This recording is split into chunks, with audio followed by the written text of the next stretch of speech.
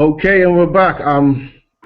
All right. Before the break, I was going to ask a provocative question. Men tend to be more athletic in terms of sports when it comes to fighting, military-wise. Men tend to lead in the fore. Um, if we're on a date and there's somebody that's going to attack us, women privilege does not exist because men are naturally the ones that will be the protector or will be the ones that are seen as a direct threat. So that aggression will come immediately to the men. So in an open space, observable reality, men tend to be leaders not so much based on their ability, but by just by the circumstances of being male. So do men make better leaders? Um, and if not, why is it so hard in our country for a female to break through as a leader? Because that same notion that men are better leaders is incubated by females in our country. So can you guys explain why? So what you're saying is because a man can break a brick with a sledgehammer, he's good at decision making. Are you saying because he can go out and maybe kind of spear a lion, he can kind of come back and direct foreign policy? It's the Well, only reason. Sorry, go go ahead, on. go ahead. No, I'm saying the only reason why men have had so much experience in decision making was because they were the only ones who were allowed to make decisions. They were the only ones. We women only got the right to vote in the Bahamas in 1962. 1962. That's in our lifetime, this generation. We have not had the opportunity, but we are getting there. And the world over is an example of how well women can be leaders if given the chance, if given the support. We've had women leaders I want to jump in before. quick. I want to Go jump on, in quick. sorry. I want to say that we had the marital rape bill. Women Hmm. overwhelmingly supported that bill that deemed that a man can rape his wife or have sex with his wife without her consent. The gender equality bill. Women overwhelmingly supported that bill that um, women should not have the right to bring over their spouse and give them citizenship. And when it comes to being a political leader, women in our country overwhelmingly project or show that male is just a better leader figure. So maybe the reality doesn't match up with what you're saying here, because I've seen personally things that women should be in support of, they actually don't support it. So can you explain that? Because I hear you saying that if you're given the support, but it seems as if females themselves don't support what you're stating. You And guys want to Nicole, say something? I'll It, wow. it, Where do I start? Okay. First of all, why is it that women never get a chance to even prove themselves? How many female politicians have we had, number one, to prove ourselves? Number two, when you're talking about women in this society, this is the Bible Belt. Like, this is Bible City, Jesus City, Hallelujah City. So the law is to follow your husband. Okay, well, if your husband is saying, oh, no, man can't rape his wife, even if you believe that deep down inside that he is wrong, you're not going against your husband. So publicly, you are going to say that you're against it if your husband or your daddy or your brother, because growing up, girls had to wait till their daddy eat first or wait till their brothers eat first, like all these things. So you grow up pretty much learning that whatever the man says, go. And that does not mean that that's the right way. That just means that that's what's been embedded in us for decades and decades and centuries. And I mean, you even look in the caveman days, what is it? I hit you, use my woman. Oh, because I say so, that's what it is, you know? So I think that because we are in Bible City, which is submit to your husband town, you know, you have women who pretty much just say, okay, well, my husband or my daddy and they'll say, this isn't cool, so I'm going to say it's not cool either, even though it could affect me one day, but the man say it's right. So the man over here is like Jesus, you know, once he say it, it's gospel, literally.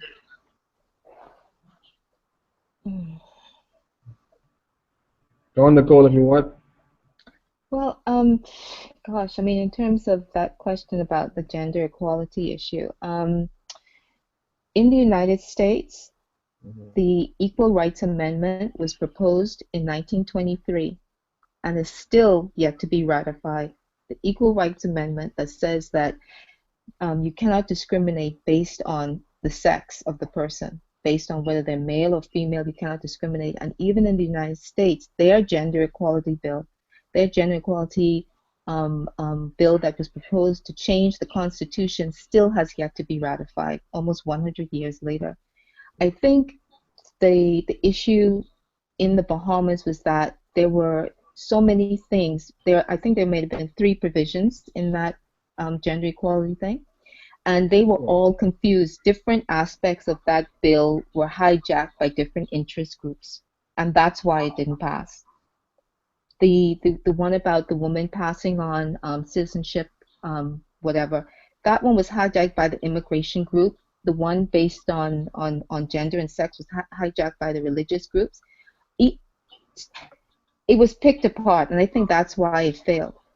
In terms of women being good leaders, we have not had the opportunity. And I mean, in terms of the Bahamas, like Flower Child said, there is this perception that what the man says and what he does should be written in stone. And I think also women have a problem with supporting other women, especially in small democracies, because we know, somebody knows somebody else, and somebody knows this about somebody else, and somebody knows this and knows this, and by the time the woman gets up there to speak, oh, what shoes is she wearing? What hat does she have on? I saw her husband's car around there.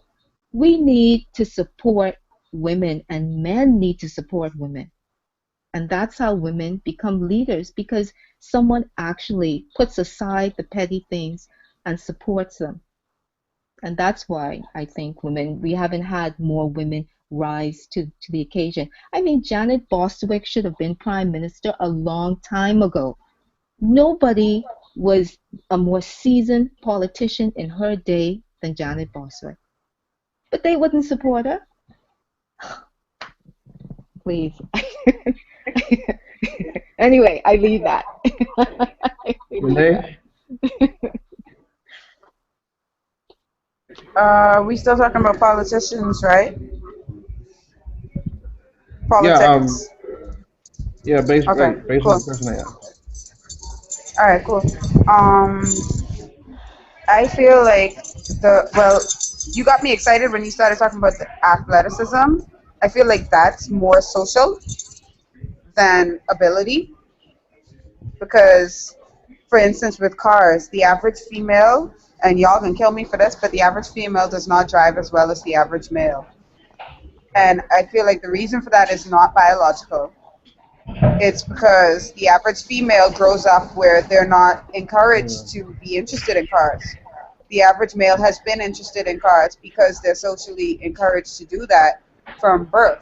So it's natural that they'd be better at it. They've had more interest in it for longer.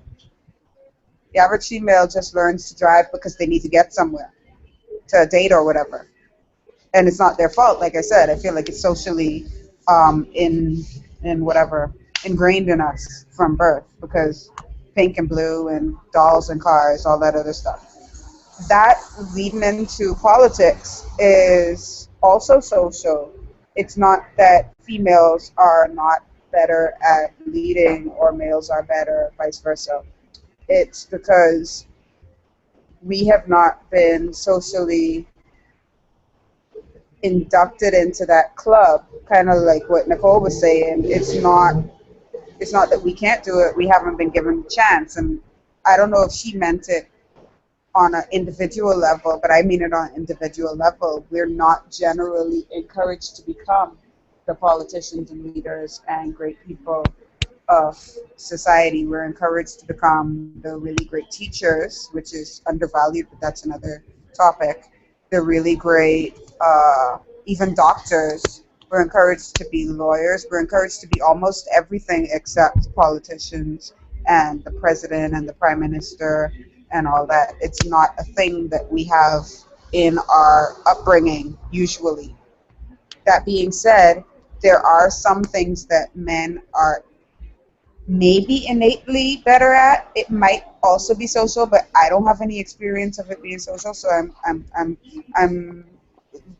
I'm forced to believe that it's more of an innate thing, where men are better at the quick decisions and women are better at making sure we don't need to make those quick decisions in the first place. Like, we will govern a country to peace, and men will fight a country to peace. I don't know if that's a good way to say that, but I feel like the ultimate leadership for a country would actually be a man and a woman co-lead. That's what it should be. It should be different people, different types of people working together to lead stuff. I don't know Okay, what else to say from there. all right, based on the answers, well, at least based on Charlie and and Nicole's answers, it seems as if men are this all-powerful entity, and they're taking advantage of the females because we're this dominant group. But isn't that a convenient way of just saying that? This might be controversial, but isn't that a way of saying that females don't have the capacity to change their own reality? Because if you can garner enough female support, and if the female mindset is so, if it's set in a place where they're always trying to move forward, then some of these changes should be quite easy. So I don't think it has all totally to do with just males being so much somewhat dominant. But I think for the most part in this country, I think females are where they are because that's where they want to be. Because we have all the information, we have all the laws. There's no law blocking any female from moving forward, but there's not the support from the female aspect of it. So I don't think it's so much that we can just blame males for where females find on themselves, because Loretta Butler and Janet Bosworth, I think they're excellent candidates, but they don't resonate with the female voters or the females in our country, and that's not a problem that males created. What do you guys think? No, hold on, no. I just said that the average woman here, even if deep down inside they want Loretta Butler Turner to be prime minister, if their husband and their daddy says no, then it's an issue, That's not a because male it starts problem. no, but it starts with the whole religion thing, I believe, because we are raised to believe in the Bible, to believe in Jesus, to believe in everything in the Bible. And what does the Bible say about marriage? A woman submit to her husband. And the Right. thing is, if I grow up, I see that my mommy serves my dad dinner every night. I'm already subconsciously being indoctrinated that the man must be served. His will must be done. Whatever he says must be the end all be all. So the thing is, we have to change, I guess, the whole, first of all, religion thing, I believe, because that is where a lot of it stems from. I don't know how it was before religion, because obviously none of us were here, but I wonder if it was that whole, oh, be submissive to your husband. I mean, men might have still ruled, but I don't know if it would have been that whole whatever your husband says goes. I think maybe back then you still might have had a little bit of a say. I don't know, but I feel like religion really is a big catalyst as to why the issues are what they are. Right? Nicole, what you got to say to that, man? Sure, you got something to say. You can um, say something. Even as far back as ancient Egypt, when Hmm. Cleopatra ruled, in order for her to gain the throne solely because she had to marry her brother and they had to co-rule Egypt, she had to make an alliance with Caesar, with the man who had the army in order to defeat her brother so that she could rule Egypt as queen. There is this perception that because, like you say a little bit, Glenville, that men have this brute strength, yeah, Hmm. that Yeah. we perceive this as being somehow superior to to women's intellect and to their abilities. But I don't see stability, the man being able to break a brick being superior to a woman being able to tell him how a brick is made. Okay, we for a very long time has have perceived strength, physical strength, as being dominant over mental strength. Yeah, and I think that is something that has to change over time. This perception that because a man has muscles, he is somehow intellectually superior. Hmm. That's a perception that thousands and thousands of years in the making, and I think that is something that has to change. When we change our perceptions of people in society, then we will adapt and change our ideas about what roles they can occupy in society. But it all has to do with really, like Flower Child said, how we were brought up. This idea instilled in us that, boy, the man said it. We got to kind of march on with that, not bothering to think, boy, I wonder if we're marching off the end of a cliff here. We have to kind of pull back that reasoning. But it's very much again male privilege, male dominated society that dominates the psyche of women, that dominates the psyche of children, and it's a kind of vicious cycle that we have to break, you know? Okay, so Yeah. all right, based on what you said, right? Um, how far off are we from realizing a female prime minister? When we finally realize that reality, what will that transformational governance look like? Any, like, just because if if the male version so far isn't working out so much, what would a female in the seat of power, what will that process in terms of being in charge? I wouldn't say that the male thing hasn't worked out. I'm just saying that it is time for some sort of parity in this relationship, in this community that we call the Bahamas. That there's it's time for some parity here. That women have to be given a chance, and I'm calling for a sort of an affirmative action kind of plan in politics Mm. where women are pushed up and given that opportunity. I mean, you go into parliament and there's like how many men sitting in there? There's how many men and how many women? You know? Yep. I think there needs to be some sort of affirmative action plan in order to push women up into leadership roles and to give them that opportunity.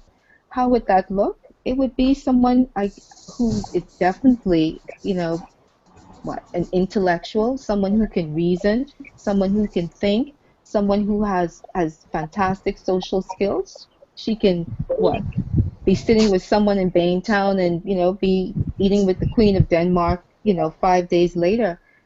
Someone who can bring a kind of normalcy and a kind of harmony to Parliament, but also somebody who can make the tough decisions when necessary. And we have this idea that women can't make tough decisions. but we can. Hillary Clinton, when she wins, if she has to send troops into battle, she will. She will not flinch. Right? Mm. Anybody else want to expand on that? Renee, are you there? I think we seem to be losing a few of our members here. Hold on. Can you hear me? Yep, Yeah, I can hear you. Are you there? I think she's popped out. I Okay, mean, so it's just my question would be why, how do men see women in leadership roles? How do men um, um, see taking direction from women? I mean, we had Margaret Thatcher here, the first woman yeah. prime minister of Britain, and to this day, she is still vilified because she took such a hard stand when one was needed. I would ask men, how would they feel about a woman prime minister, a female prime minister? Well, me personally, no, I grew up in a single parent home, me and my mom. So, and I think that's kind of basic for most families in our country. So we grew up taking instructions from our mom. So that's not something that's it's it's it's not a threshold that men can pass here. So but in terms of being in the seat of power, Mhm. I would put the same requirements on a male. I'll put that same trait on any female. I need you to be able to speak truth to power, have courage, be able to resonate. I need you to be progressive because I'm a progressive. You know, that's my personal bias, but I need you to be a leader that resonates with me and has a vision. So if a female can occupy all of those aspects, I have no issue, no problem voting for a female, none whatsoever. And I think many men feel the same way I do, and it's not so much that we're the reason why females aren't being put up for to have some kind of say.